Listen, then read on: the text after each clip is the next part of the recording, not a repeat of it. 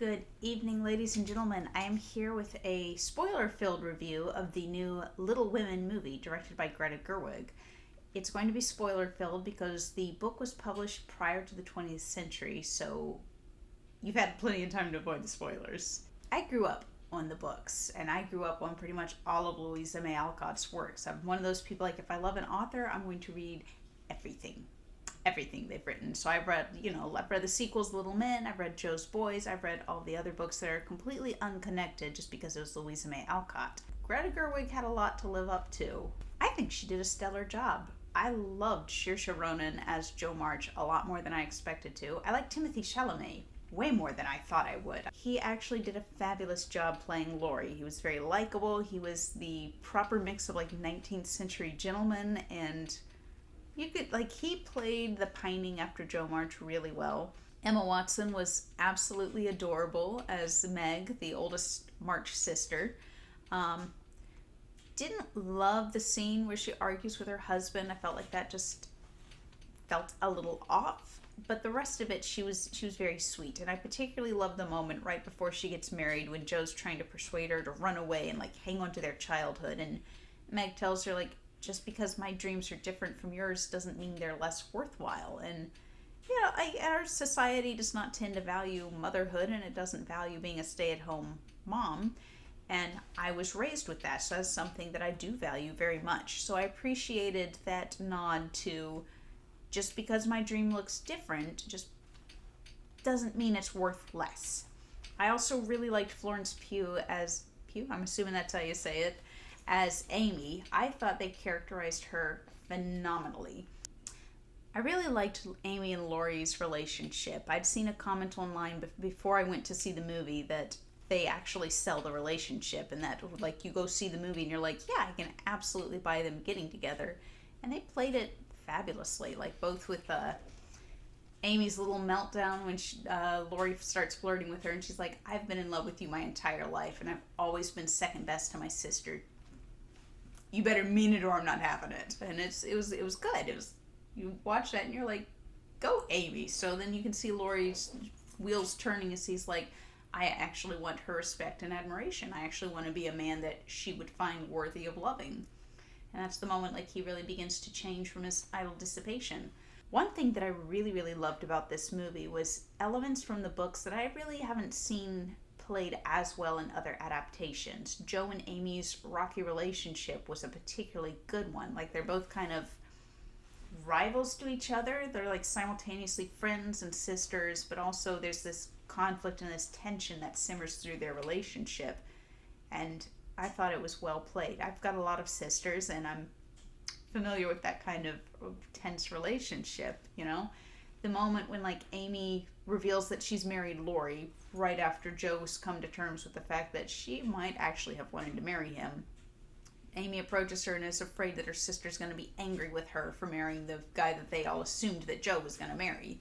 And when Jo says, no, I'm happy for you, and Amy says oh, thank you. She's so relieved that her sister's not upset with her. And it just rings very true. You fight with your sister, you quarrel with her, and there's a rivalry, but you also want each other's approval, and you want to be friends with each other. And it's an interesting dynamic that Greta Gerwig captured very well. Laura Dern, playing their mother, was a lovely, lovely Marmee. She conveyed a lot of wisdom. She conveyed a woman who's used to navigating the trials of raising 4 daughters altogether. My favorite moment was when Jo was talking to her about her decision to refuse Laurie's proposal of marriage, and she expresses regret and says if he came back, she would probably take him this time around. And Marmee simply asks her, do you love him? So Jo hedges around that, and it's this well-played scene in which Saoirse Ronan expresses really that she wants to be loved. And Marmee simply presses the question again, do you love him? And it rang very true in my conversations with my mother, navigating romance, those moments when my mother was yeah, but how do you actually feel about this person? You really have to press through to the heart of the issue. And Laura Dern's change of facial expression when Jo says, I want to be loved, which is different from loving him. The change of facial expression was just a very motherly look. It's like that moment when you're like, yeah, that's what I thought, and that's what I've been trying to get at. I also really enjoyed Beth. Like, Beth left an impact on the film. She's the quiet March sister. She's the one that who doesn't do as much. Like Meg is the pretty one, the one who goes to balls in society, and Jo's the writer, just the heroine, obviously. And then Amy's like the bratty little sister who grows up to be a very mature and sophisticated woman and marries the wealthy Laurie. And Beth is the quiet sister, the one who plays piano. But they played her quiet strength very well. Both with her like budding friendship with the Laurie's grandfather, Mr. Lawrence, and with his gift of a piano, with her selfless service to the Hummel family. She was just overall like one of those very quiet people, quiet but servant-hearted, and I appreciated the impact that she left. And when her sisters all mourned her death, like that felt very realistic. Compared to the book, Greta Gerwig did a really good job of pulling in a lot of disparate elements. She tells the story in a non-linear fashion, which is not my favorite, though I did appreciate what she was doing with highlighting different moments, like when Beth gets sick as a child and Jo nurses her back to health versus when she gets sick and dies as an adult, and Jo comes downstairs. The first time she comes downstairs and her mom turns around and there's Beth and she's better and it's all great.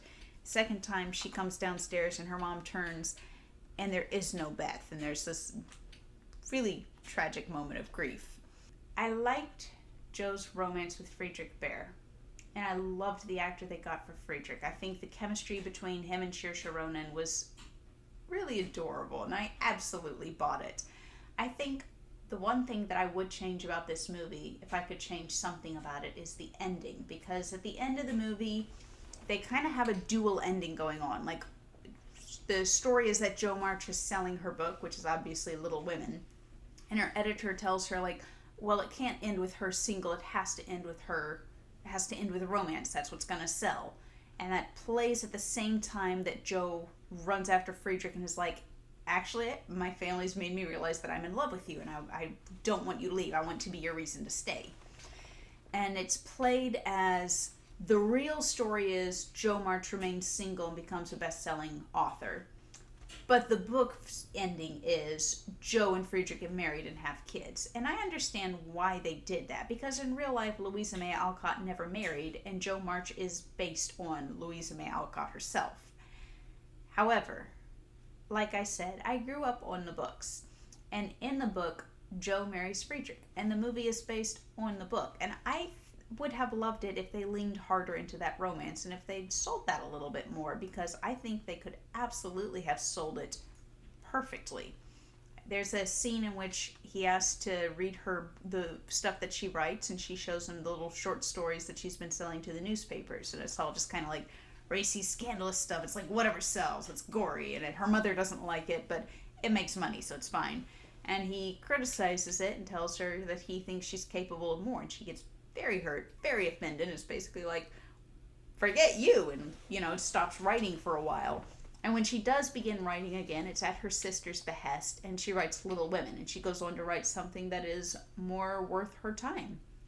And I would have really loved it if they'd played that up a little more, because he cares enough about her to be blunt with her, and he cares enough to be honest, and he cares enough to look at her and say, you're capable of doing more. You're capable of writing better than what you're writing, and I would love to see that better version of you.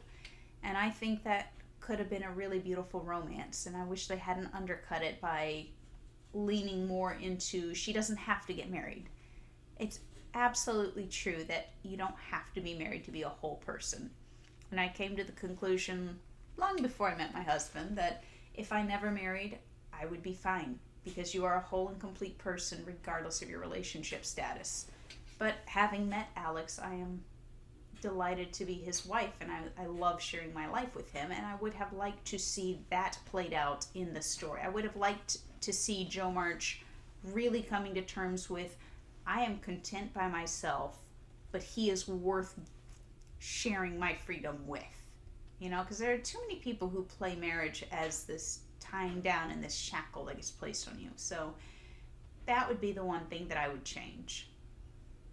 There would be two things I'd change. If I could, if I had my druthers, I would love to see this as a mini-series. Like, take all of these actors, take this director, and just tell it as a linear story in a mini-series. Because I think the casting was beautiful, and I think the acting was gorgeous. I think the cinematography was really lovely. I think the standout moment for me with the cinematography is the scene in which Joe and Beth are sitting on a beach, and the sand just starts blowing toward the camera.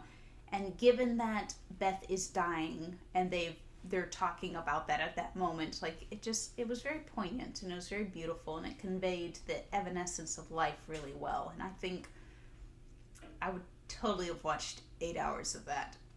So in conclusion, y'all should totally go see Little Women, and after you see Little Women, you should read the book. You should go read all the books because I really love Louisa May Alcott, and I am in fact going to go reread everything. So anyway, if you like this review, like and subscribe, and see y'all next time we got a movie to review.